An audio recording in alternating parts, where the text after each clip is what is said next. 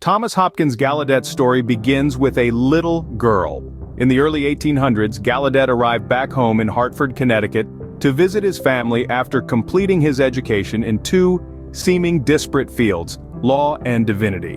While mulling over his decision to become a minister, Gallaudet took notice of Alice Cogswell, a 9-year-old neighborhood girl who he soon realized was deaf. For Gallaudet, a man unsure of which direction to take in life, meeting Alice would prove fateful. He became determined to open up her world, and in doing so transform the deaf community. But the reputation of the institution he helped build would prove both complicated and tragic. In the 1800s, the practice of medicine was largely that, practice. To have a physical affliction meant a strong possibility one would not only be dismissed but ostracized. At the time Gallaudet met Alice Cogswell, some harbored the belief that deaf people were mentally impaired or otherwise beyond reach. To structure formal education for those who had lost hearing through birth or illness was rare, especially in the United States. Gallaudet, who was born in Philadelphia in 1787, didn't see things that way.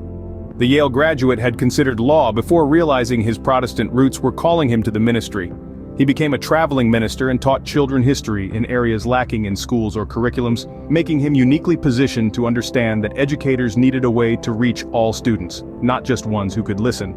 With Mason's assistance, Gallaudet traveled to Europe to investigate something he had only read about: a burgeoning educational system for the deaf.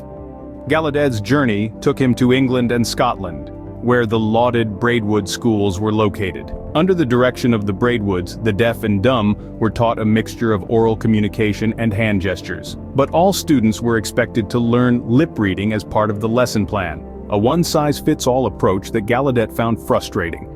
The encounter was further discouraging when Gallaudet realized Braidwood's philosophy didn't involve sharing knowledge. Braidwood saw Gallaudet as a possible competitor for students and demanded he pay him a percentage of the fees he collected from any future pupils. Disappointed, Gallaudet next went to France at the invitation of Roche-Ambroise Coucheron-Sicard of what's now the Institut National des Jeunes Sourds de Paris.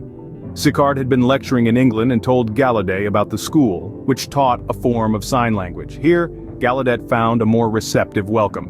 Sicard was happy to share his techniques. Sicard was fluent in sign language but was in no way its innovator or inventor.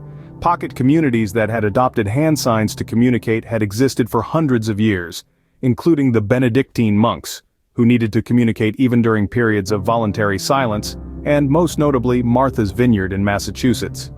There, due to genetic reasons, 1 in 25 residents had some form of hearing loss, far higher than the then